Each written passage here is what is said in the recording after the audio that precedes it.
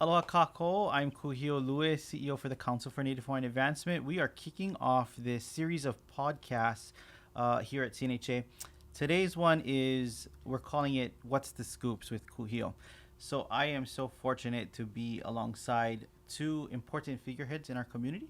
Our finance chair for the State House, Sylvia Luke, as well as the Deputy Director for the Department of Hawaiian Homelands. And we're going to talk about homestead things today.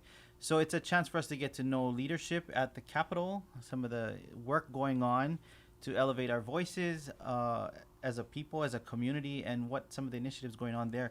And for Tyler, it's really to ask him what he's doing in his role and in supporting and empowering our homestead community. So welcome to this first podcast. Sylvia. Aloha. Thank you. Let's just start off by, maybe you could just tell us a little bit about yourself. Okay. Aloha, everyone. Aloha, Kūhiō, for inviting me. I'm Sylvia Luke, and I've been a state representative for 24 years. Can you imagine? I started when I was young, like you, but now, 24 years later, I'm the current chair of the Finance Committee. And the interesting thing about finance is you get to see everything and you get to know a lot about all the departments. So it's been a journey, and you get to learn a lot. You get to hear about what's going on in the community. So mahalo for inviting me.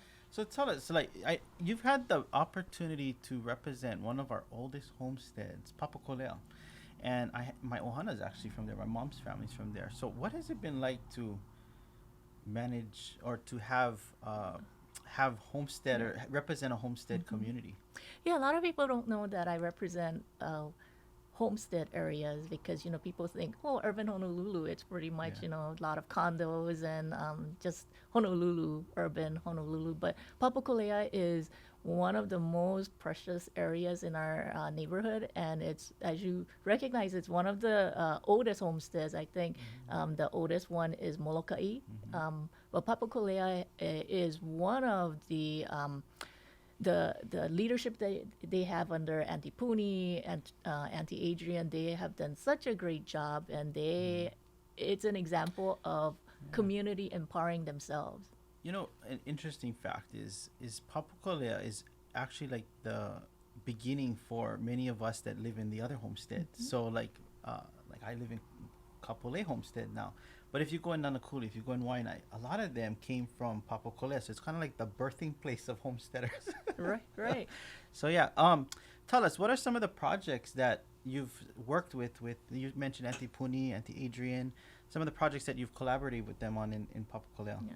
So they have done, they've been really active with COVID testing and boosting, only because they really care about the community. And it's not just about Papakolea, it's about communities around them, around Papakolea, including, Paoa and Makiki area. But Papakolea Community Development Corporation, they actually incorporated and took ownership of the park and the surrounding area, and they have a really good agreement with the city and county of Honolulu and DHHL.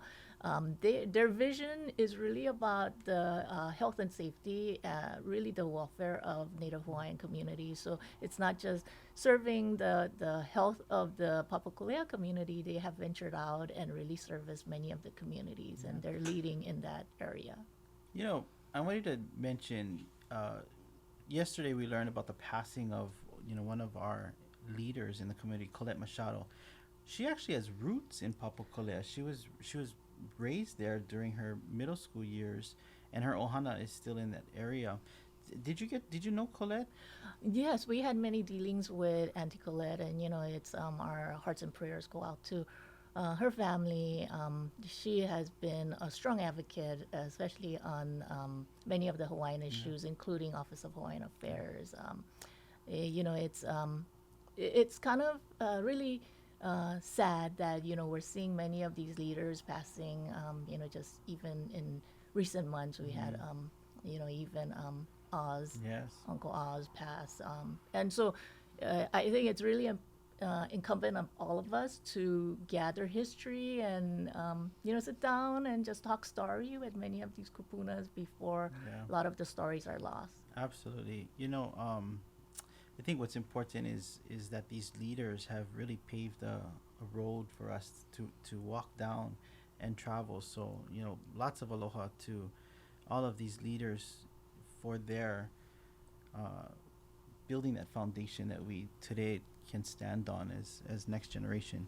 I wanted to get into probably the topic that is most motivating. I think it's like something that everyone wants to know, and it's regarding that $600 million that came about. And I know that was really your idea. Is that true? So, the thing is, You can say yes. I know Yeah. you're but you made that happen, didn't you? So how did that happen, and what was the impetus behind it? So, as we were rounding out the session, one of the things that people reminded me was that the budget is a reflection of one's values and heart. So, one of the things that we decided collectively is that when we have the means to do it, and if money wasn't an issue, what is the number one thing we want to accomplish? And as you know, I'm finishing up my legislative career, and I thought, okay, if there are things that I want to accomplish, it's really to tackle DHHL waitlist. And it's been an issue that has been ongoing. And I remember having a meeting with our two young Hawaiian leaders who I respect greatly, and I call them both the new young leaders superstars. And, it is really Kūhiō and Iokepa. Oh, Yeah. thank you. And both Tyler and Kūhiō have done such great work to help the advancement of Native Hawaiians that I've been really impressed watching both of you guys, and that inspired me to think about what can we do together to uplift Native Hawaiian community. And I think many times we talk about the same issues. We talk about homeless, we talk about housing, we talk about education, but in the center of all that is Native Hawaiians, because Native Hawaiians, the graduation rate in education and even pre-K, it's less than the general public, and even in criminal justice, and even in housing and homeless. The center really is about Native Hawaiians. So if we can take care of Native Hawaiian issues, then we're taking care of the entire state issues. And I think we were in a meeting, I think both Tyler, Kūhiō, and a few others, and we said, okay, what are we going to do? And it's not just about small steps, because every year we go, okay, maybe we'll give 50 million or 30 million. It wasn't about small steps. But if we wanted to just dream and think about what is that big investment that we can do, that people are going to be like, okay, now it's serious. What is that number? And that number didn't really come out just out of the blue. It was a lot of discussion with you, Kūhiō, and it was analysis by Tyler, and we said, okay, if we want to tackle, what is that population that we're trying to tackle, and the population that are on the wait list that don't own a home, and we calculated the number, and we said, okay, what is that number? 600 million, and I think that's where we came up with that number. And people think, oh, it was just kind of out of the blue, picked out of thin air, but it was after much discussion. And I think, in as much as you say, okay, it was your idea, it's really the collective three of us. I think we can all be proud that, hey, when we, it was that one moment, right, where we all said, okay, 600 million, we're going to commit. I think I'm really thankful that, just like what Tyler said, in the beginning, we all think, okay, they're committing to 600, but it's a long journey. And, even for myself, I thought, oh no, what if this doesn't come true? And I would have been so devastated and heartbroken, but it did. Sylvia's very humble. Initially it was at 200 million, and she said, no, it's 600 million, because 200 million is not going to adequately address the needs of that list. And even 600 million is not, but she went for the gusto, and it shows what you're capable of. Geez, you can wield your power, man. You're like Superwoman. But thank you. I think on behalf of our Hawaiian community and the many lives that are going to be changed by way of this bill, we extend our thank you for that. Tyler, do you want to talk a little bit about how this 600 million is going to impact our beneficiaries on the wait list? Yeah, absolutely. So, like Chair Luke just mentioned, there was a lot of discussion about what's the greatest impact to beneficiaries. The department already is one of the state's largest affordable housing developers. So the next question was, well, if you're already doing a lot of housing development, what else can you do to serve the wait list? And As folks know, the waitlist is about 28,000 Native Hawaiians. And I think a lot of times the focus is put on us as to what are you doing for our homestead beneficiaries, but really it's the waitlist beneficiaries who haven't had a bite of the apple yet. And so I think the vision here was what's the best way to serve as many beneficiaries on the waitlist as possible. And so there were a couple of ideas that sort of floated to the top. On the Senate side, there was a lot of focus on lot development, which is sort of what we traditionally do. But on the House side, there was more investment in innovative ideas, one of which I think garnered a lot of attention, was the down payment assistance program. That's a small pilot that the commission has already approved, and thanks to Chair Luke, we were able to find funding to really take it to the next level. And under that program, what's envisioned is, if we have all these people waiting for homestead lands, and 30% of our homestead lands aren't even suitable for putting homes on, I mean, when are we going to solve this waitlist problem? Sure. Right? And so we're looking at fee simple properties. How can we enable Native Hawaiians to buy on fee simple, which in a very, big idea sort of way is like a reverse version of the mahele, right? Now we're empowering the lahui to go out and buy land that's not even in the inventory, and we're expanding the reach of Native Hawaiians. And so one of the discussion points was, well, if we assist someone in an amount of cash, and I think what we talked about was $100,000 to put towards a down payment, would they be willing to remove themselves from the wait list, right? And they'd be getting something a little greater than the traditional leasehold. You get a fee simple property, there's no restrictions, you can give it to whomever you want, right? A lot of the, I don't want to call them barriers, but a lot of the obstacles that our homesteading beneficiaries go through in dealing with a leasehold property, all of that's eliminated. And so we had to assess demand, and it was pretty close. It was like 45% of those surveyed indicated that they would be willing to remove themselves from the wait list. So we know that the demand is there. It's not going to be for everyone. Some people don't feel that their spot on the wait list is worth removing for a down payment, and that's okay because they have opportunities to apply for the other homesteads we're developing, right? So we're not just putting all of our focus into one pot or the other. We're running parallel tracks. Sure.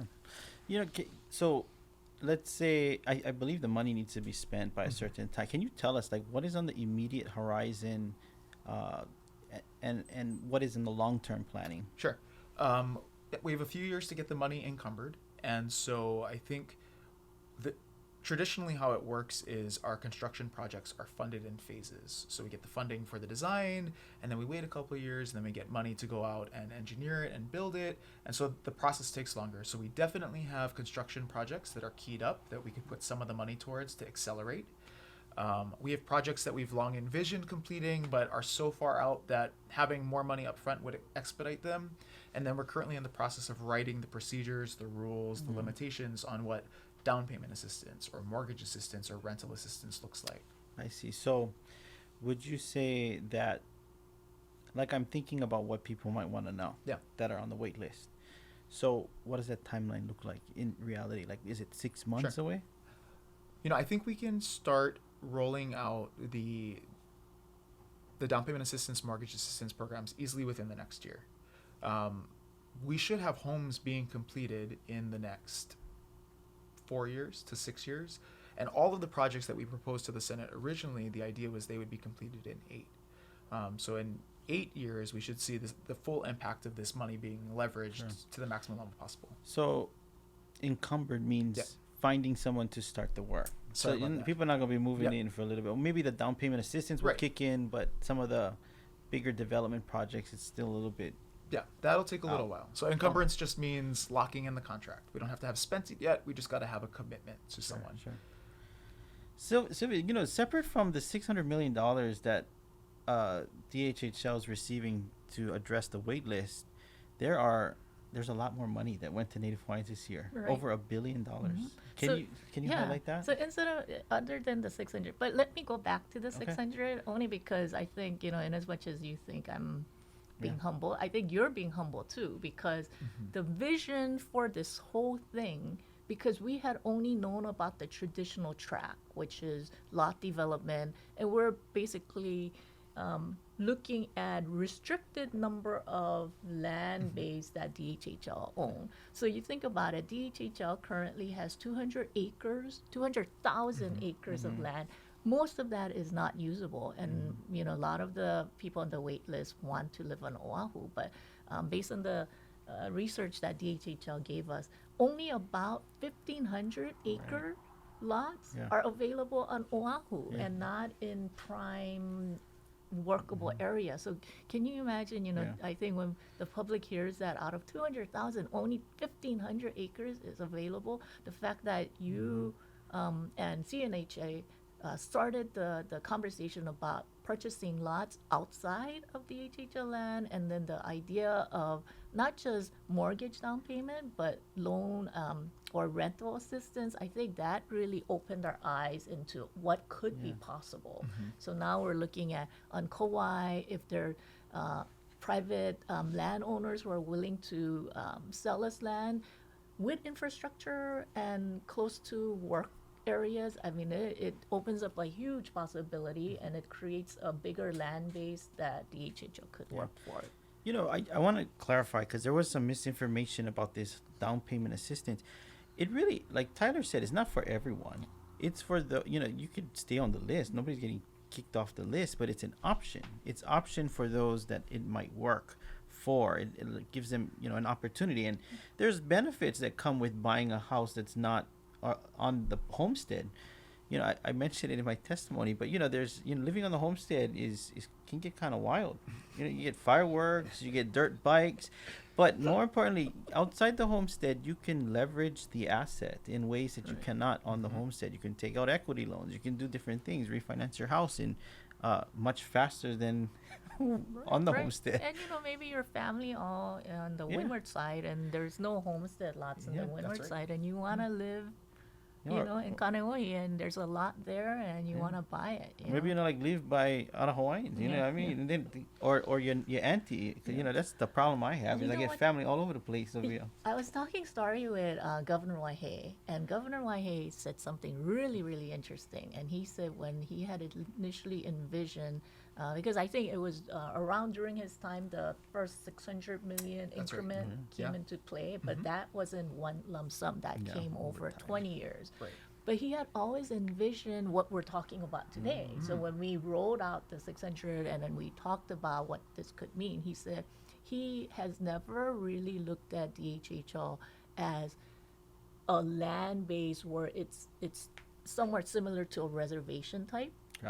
He always meant for it to be every three home would be owned by a Native Hawaiian throughout the state. And so he said, this is really terrific, and this is what he had always envisioned. So, you know, it's also really interesting, Kūhiō.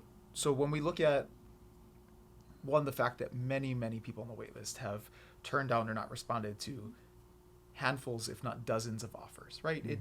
You're not sitting on the wait list in silence. You've been offered several times if you've been on it for over 5 years. One of the number one reasons people decline to take an offer is they don't like the location. Another important fact is 50% of the wait list, they already own a home, which tells us that the reason they're on the wait list is because their children or their grandchildren are in need. And that's actually really reflected across the housing market, in that Hawaiians have some of the most dense multi-generation family households, because just no can. So just to clarify too, so this down payment assistance, you can go buy whatever house you want that fits your need, right? So if you got a house of 6, you want to buy a 6-bedroom house, you have that option, right? Right. Or if you annoyed with your kids in your mo'opuna, you can go buy them one house and kick them out. Yeah. But the other thing is we're considering mortgage assistance. And so let's say your family doesn't want to buy a home right now, but you do have a small $200,000 outstanding mortgage. You could cut that in half. And then your family has access to more equity in the house. You could do whatever you want. So I think it's amazing. Okay, let's talk about the other. So in addition to the $600 million, we also provided $10 million for homestead services. I think one of the challenges that DHHL has is there are many homestead needs, and you know, this is something that DHHL could go and address some of the needs of the homestead communities. In addition to that, in addition to the $600 million, there was already put in about $20 million for additional lot development that DHHL could do. But DHHL, the beneficiaries are quantum-based, blood quantum-based, and we really need to remember that there's a large Native Hawaiian community that will not benefit from DHHL and some of the monies that are provided. So, one of the things that we were able to successfully negotiate with the Senate is provide a one-time appropriation to Office of Hawaiian Affairs in the That's amount exciting. of $64 million. Yeah. And we also put in a working group where both the administration, the state, and Office of Hawaiian Affairs could negotiate for additional future proceeds. And I think that's a huge step forward, and it's exciting for us as Absolutely. well. I mean, it. I think it came out. We were adding it up, and I don't know if we got it all either, but it was well over $1 billion. Correct. So So that includes the 330, about $330 million in the settlement of Kalima Right. claimants as well. right. So tell me, how did we get all this money? I mean, just so that people know, so they don't think that we've had it all this time, just making us, wait. But like, how did the state end up with this surplus? It's really amazing. 2 years ago, we were looking at a $3 billion deficit, and we were looking at cutting all kinds of services, including, services for HIV victims or victims of sex assault. And, it was really heartbreaking services that we were actually looking at cutting. The good thing is the federal government came to our relief in a big way, and in addition to unemployment benefits and income tax relief, they also provided budget gaps. The amount that we saw from the federal government, which was in the billions, it was about close to 10 billion if you add up all the services to businesses and small businesses, health hospitals and other healthcare organizations. All that infusion of money resulted in a huge increase of activity. So people who got additional unemployment, because it's $600 plus up, Right. in addition to what you're getting. So that's about 2,400 more in income tax or income that you got.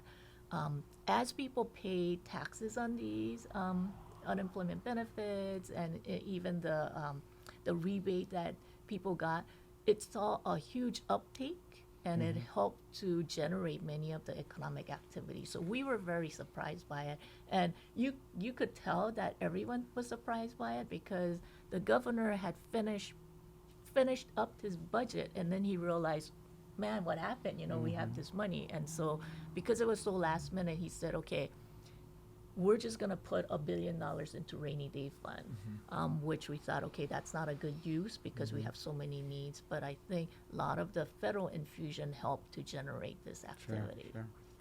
So we're coming to an end of this mini podcast here, but I wanted to give you a chance to tell us a little bit about yourself. I love the humanistic side of things, and so getting to know people I think is important. And so I want to give you a chance. I know I asked you in the beginning, but where'd you go to school? Where did you live your entire life? Or like, what's your career? Like, tell us a little bit, just a snippet. So I don't know if a lot of people know, but I actually immigrated here from South Korea when I was 9, and I didn't speak a word of English. And there was my homeroom teacher in 5th grade just sat me down and said, I'm not going to send you to a ESL class, English learner class, but you're going to sit here and I'm going to teach you English. And she was just so wonderful. And throughout my entire life, public school teachers just helped me become who I am. Because my parents were working all the time, it was really hard. But unfortunately, 7 years later, my father passed away, and so my mom was without family, but she had her church, and she was even if she had 3 young kids at home. I was a junior in high school when my dad passed away. Even if she had 3 young kids, she always found time to take care of elderly people in the church or sick members, and so we never felt that we were needy or we needed help. We took care of each other, but we always realized that there were always somebody in need, and I think that really motivated me to become a public servant. And I think those type of calling and how your early years make who you are becomes, Absolutely. becomes really important. And I think, when I look at you, Kūhiō, and when I look at Tyler, you must have had great inspiration, family stories that make you who you are. So I, as you know, I'm finishing up my last year in the legislature, and I have a lot of faith. And I was telling Tyler too, it is really for the younger generation to step up and fill the roles of many of the issues in the state. And the reason why I felt inspired to set aside the $600 million, it is because, you have groups like CNHA and with you and your group and Sterling and Rufino and everybody else here who have done such a good job that I have faith in them, and I have faith in the leadership that Tyler has provided in DHHL, that I have confidence in able to make this work. If I didn't have confidence in many of the community leaders and the departments, then we would have looked at elsewhere. Yeah. It's a lot of pressure. So, No pressure. I think, what we should do is in about a year, we should come back on this very day and do a podcast with Tyler and go, Follow okay, up, where right? was it? Yeah. What happened? We spent it all. See how much. No, that would be, and that would be the no, good best follow-up. thing. Yeah. If next year somehow we said, okay, we committed the entire 600 million, because that's what we want to hear. We committed the entire 600 million. Yeah. It's on our minds. I think we've regularly been questioned by folks, can DHL do it? I'm biased. I think we can. And so we'll see what happens. I think so too. Yeah. I did not know that about you, and I'm glad you shared that. It really it defines the fabric of Hawaii and what it's all about. All of us working together, coming together as a community, and supporting one another. It's what makes Hawaii unique. It's what makes it special. Thank you for being on this show, No, Tyler. Thank you. Thank you for having See me. you in a year. Yeah. Here. Or next week. I work Yeah, across the next street. week. Anyway, thank you all for tuning in, and we look forward to the next podcast where we'll be talking scoops with someone else. Aloha. Aloha.